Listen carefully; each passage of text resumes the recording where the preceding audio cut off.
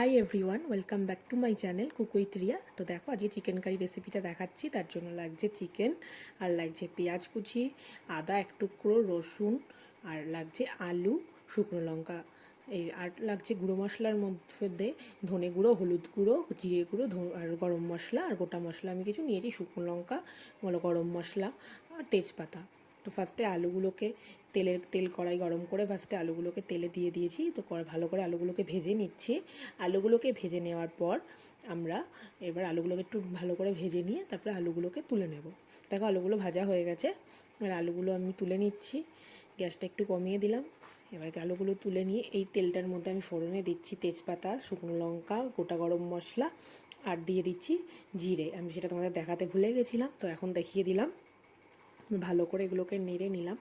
একটু ভাজার গন্ধ ছাড়লে তারপরে পেঁয়াজ কুচিগুলো দিয়ে দিচ্ছি। পেঁয়াজগুলোকেও ভালো করে ভেজে নেব। দেখো পেঁয়াজগুলো ভাজার পর এর মধ্যে দিয়ে দিচ্ছি টমেটো কুচি। টমেটো কুচিগুলোর সাথে পেঁয়াজ কুচিগুলো ভালো করে ভেজে নেব। যখন একটু নরম হয়ে আসবে তারপরে আমি এর মধ্যে দিয়ে দিচ্ছি চিকেনটা। আমি এইভাবেই রান্না করি আর খুব টেস্টি হয়। তোমরা এইভাবে বাড়িতে ট্রাই করে দেখবে আর আমাকে লাইক কমেন্ট করে বলবে যে কেমন লাগলো। চিকেনটাকে ভালো করে দেখো এটার সাথে নেড়ে নিয়ে ভালো করে চিকেনটাকে একটু ভাজা ভাজা করে নেব। তো দেখো চিকেনটা দিয়ে নেওয়ার পর আমি এর মধ্যে দিয়ে দিচ্ছি নুন, হলুদ গুঁড়ো আর কাশ্মীরি রেড চিলি গুঁড়ো। তোমরা চাইলে লাল লঙ্কার গুঁড়ো দিতে পারো। আমি লঙ্কার অল্পই দিয়েছি, আমি বাটার মধ্যে লঙ্কা দিয়ে দিয়েছি, তাই এখানে আর লঙ্কার গুঁড়োটা ইউজ করিনি। কাশ্মীরি রেড চিলিটা একটু কালারের জন্য ইউজ করেছি। তারপর দেখো মশলাটা বেটে নিচ্ছি। এর মধ্যে পেঁয়াজ, আদা, রসুন আর লঙ্কা দিয়ে এটা ভালো করে পেস্ট বানিয়ে নিচ্ছি। তো পেস্টটা হয়ে গেছে। এবার এটা ভাজা ভাজা হয়ে আসলে চিকেনটা এর মধ্যে পেস্টটা দিয়ে একটু ভালো করে কষাবো, যতক্ষণ না এর মধ্যে থেকে তেল ছাড়ছে আর চিকেনটা সফট না হয়ে যাচ্ছে, ততক্ষণ এটাকে আমরা ভালো করে কষিয়ে নেব। ঢেকে দিলাম যাতে তাড়াতাড়ি হয়ে যায়। দেখো কষানো হয়ে গেলে তারপরে বাকি যে গুঁড়ো মশলাগুলো রেখেছিলাম, জিরের গুঁড়ো, ধনের গুঁড়ো আর হলুদ গুঁড়োটা, ওটা দিয়ে নিলাম। দিয়ে আর একটু ভালো করে নাড়াচাড়া করে নেব। ভালো করে কষানোর পর এর মধ্যে আমি আলুগুলো অ্যাড করে দেবো, যে আলুগুলো ভেজে রেখেছিলাম। এগুলো দিয়ে এবার ভালো করে একটু কষিয়ে নাড়িয়ে চাড়িয়ে নেব।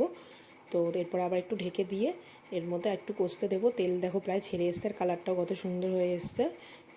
দেখো তেল ছেড়ে এসছে। এবার আমি এর মধ্যে অ্যাড করব জল।